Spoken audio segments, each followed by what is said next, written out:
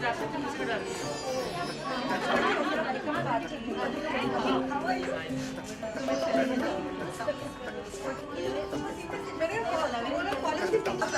so nice that you're coming. It's so nice. And our congratulations. One second. Thank you. One second, one second.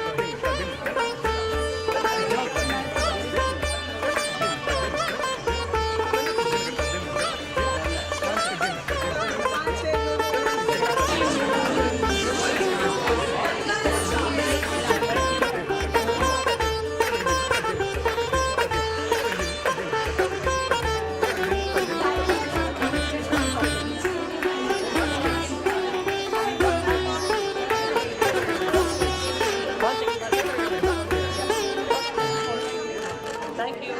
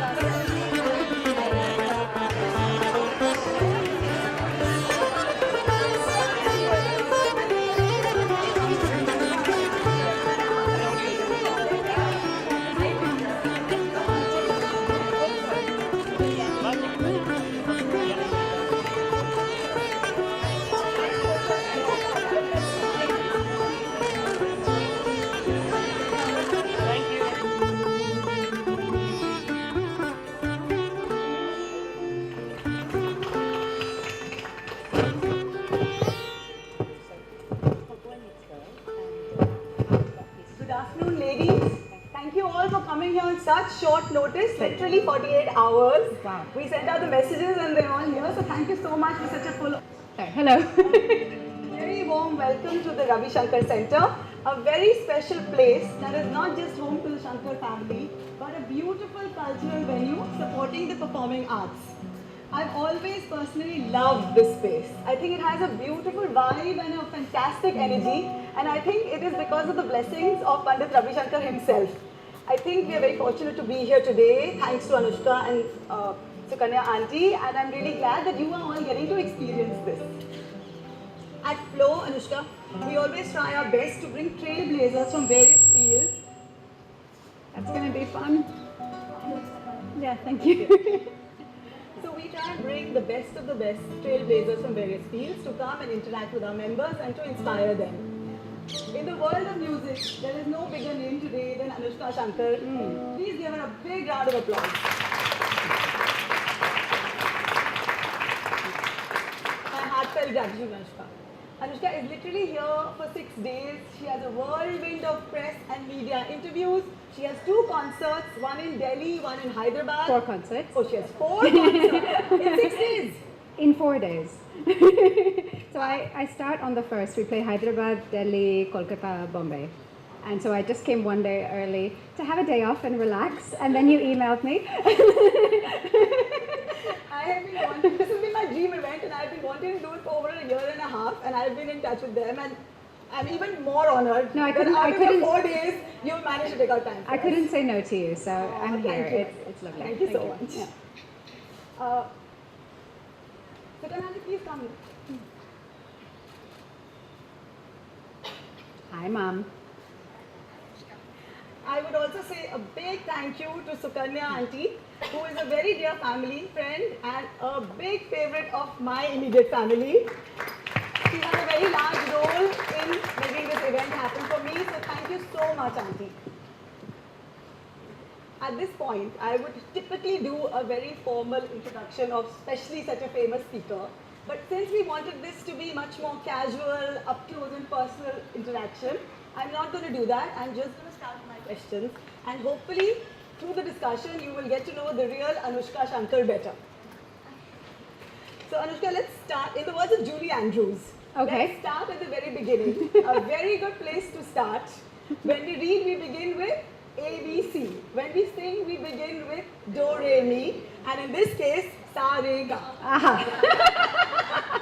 That's a first. This is what happens when amateurs do this. In 2 days' time, I couldn't find a moderator, ladies and gentlemen, so you have to put up with me today. I bet you're better than the professionals. I just did 2 hours of press this afternoon, and I shouldn't be doing this, but I will do it. One of the journalists came up and said, I know everything there is to know about you, so we won't ask those questions. I know everything there is to know about you. And then within 5 minutes, she referenced an album I made 10 years ago and said, have you done anything else since then? And I said, maybe you have a couple of things that you could find out about me. So Anoushka, your musical career started at the age of 9. Tell me if because this is all Sure, website, yeah? And you made your professional debut at 13? Mm-hmm. So tell us about your childhood, growing up with Guruji in the culturally charged environment. How was it? Was it a normal childhood? I know that the family tried their best to keep it as normal as possible. Yeah. A nice small question to start with. Can you all hear me? I think they had to lower the volume a bit. Okay, great. If you can't hear me, can you hear the back? Just like shout in the middle. I don't mind because I tend to speak quite quietly. So tell me when you can't hear me. I started learning sitar when I was 9. I wouldn't say I started my career at 9. I started learning music at that time. And I did have my first concert when I was 13, which is quite young. And I don't think even my parents or my dad specifically planned on like launching a career for me at that point or anything. It was much more a celebratory event. At that time, my dad was turning 75. And so he had this big concert here in Delhi at Siri Fort as a celebration of his birth year. And so for that, many students flew in from all over India, from all over the world to take part in a big ensemble concert. And at that, I remember my parents talking about the show, and I was practicing in the same room, and they kind of both looked at me at the same time and seemed to have a kind of question mark on their faces. And I guess in context of it being a show with many disciples taking part, it made sense for me to also play in that show. So that was kind of where it started. It was like a lot of my music learning, it was a kind of one step at a time process. And so even that show was a next natural step of you're learning music, you'll play with these students. And then from there, things kind of snowballed because I really enjoyed the process of being on stage. And that year, they then ended up doing 4 more concerts to celebrate his birthday around the world. So then it made sense to take part in those shows. And then so the next year, I took part in the next show and the next show. And then suddenly, I was playing in all of his shows. So it was, at least that's the understanding I have. Maybe they had some grand plan that I'm not aware of. I don't know. But that was my understanding, was it was one step at a time, which was good because, as you say, he was my father. He's this legend that, we don't need to kind of explain what kind of legend he was. But to grow up in context of that and choose to play the same instrument is not easy. Yeah. And I think, at least within the family nucleus, there was this element of buffering me from that huge pressure, which doesn't mean I was unaware of the pressure. You cannot escape the pressure. But I knew that I had this kind of zone of people who cared for me and wanted me to be happy. Like that was more important for parents than someone being a successor to a musical career, you know? So I had that buffer where I felt like I was able to continue to choose music one step at a time. And the main decisive moment was when I finished high school. Because up until that point, when I was 18, I was balancing school with touring. And so sometimes that would be really hard. It meant I would leave school for 3 months at a time to go on a world tour and have to keep up with my studies while we were anywhere, And yet at that point, when I finished high school, I had to make a decision about, do I want to go to university for 4 years? And that was the point where I really had to make a choice. And I decided not to go to university because I already had found what I loved and I already had a career doing it. So that was when I really went in. I think those who find what they want to do and what they love at 18 are actually fortunate. Yeah, absolutely. Yeah. So did you have regular friends and regular life or no time for all that? No, I had a really regular life as well. Maybe not, my parents as well, as you said, they wanted to kind of create a slightly normal life for me. But I was really possessive of that as well. Like once I was a teenager, I really, really cared about retaining some level of normalcy. So I would almost say I went over backwards slightly. Like I really tried to have like normal life, normal friends, do normal things. And then in the middle of that, we would suddenly go on a world tour and do something really extraordinary and unusual. But then I'd come back and really want to be, so I kind of fought to stay in public school in America. I didn't go to private school. I wanted to just be with the, And so that I kind of really wanted to create that balance in my life. So did you, at what point, was it at the end of school where you really knew you wanted to become a sitar player, or was it something that you kind of felt a pressure to do because it was like a family legacy? As I said, I can never kind of separate the pressure from my experience because the pressure was always there. So it's hard to answer whether it's one or the other. But I felt the pressure from childhood, and I also felt that I had the support to make my own decision. I mean, my father he was a bit manipulative. He did say to me when I was a kid, he said, and he would say it every year or so, right? Mom, he'd sit me down for like this really formal conversation, you know. So I'd be 7 and sitting on the end of the bed, and he would say, so, you know, are you enjoying music? Yes. Because you don't have to play if you don't want to. Okay. Of course, I will be disappointed if you don't play. But if you don't want to play, you shouldn't play. So as a little kid, there's a bit of like, okay, of course I want to play. You know? But, you know, he did that very, I'm joking when I say it was manipulative. That was his truth. You know, he wanted me to play, but he also wanted me to have the freedom to choose, you know, which is a lot in context of a lot of the classical music world, and a lot of people didn't get that. And I did receive that. So I did know I could choose. So there was no kind of single moment of like lightning or divine light shining down with me knowing there was one thing I had to do with my life. But I was surrounded by music. I loved music. I started playing the sitar. I liked the sitar. The more I played the sitar, the more I grew to love the sitar. You know, so now it's like the biggest love of my life as far as like artistic endeavor goes. But it could have gone in other directions at other points, and maybe it would have, something else would have been great too. Who knows? You know. So now we can laugh about it, but I'm sure there was hours and hours of tapasya and sadhana that went behind it. I'm sure it was, and I'm sure Anti's laughing.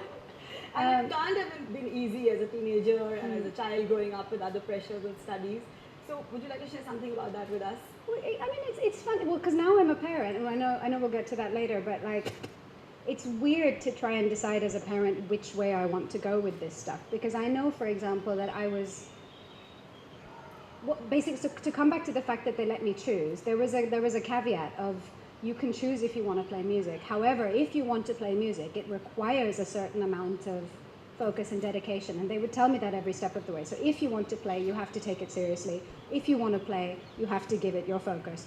And so growing up from the time I was 7, 8, 9, 10, 11, it increased. It wasn't like I was made to practice 8 hours a day when I was 7, but there was a discipline that was instilled, you know, every step of the way.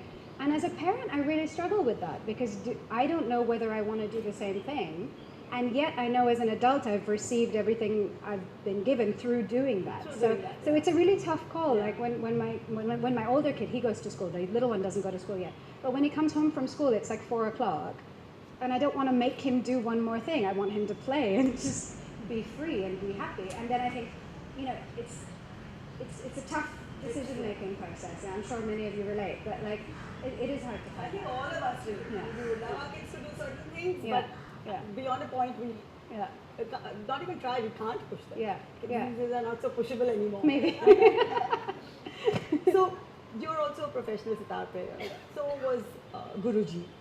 You started off playing with him, as you said. At what point do you feel that you created an identity for yourself? Because now you are so well known. You're a superstar in your own right. Ooh, not to the question. That's a great question. I'm just thinking of how to answer it.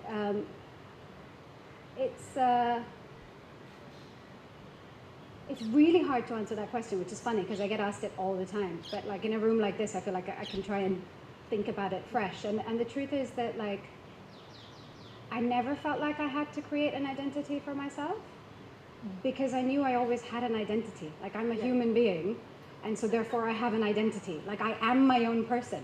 So whether someone is sitting there with a microphone in front of my face going, when are you going to step out of the shadow? I know that I'm not literally sitting in a shadow. Like I am here, and he is there, and he's my father, and he's my teacher.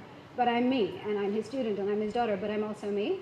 And I think like I had a confidence in that from pretty early on that helped me to kind of set out in my musical career not trying to prove anything. Right. Because I know like that, you know, if I think of all the people in the world that must love his music, they're all going to have different opinions of me or no opinion at all. But if they have an opinion, I don't really have any control over what that opinion is. So I can't spend my life and my career going around making sure every one person is convinced that I've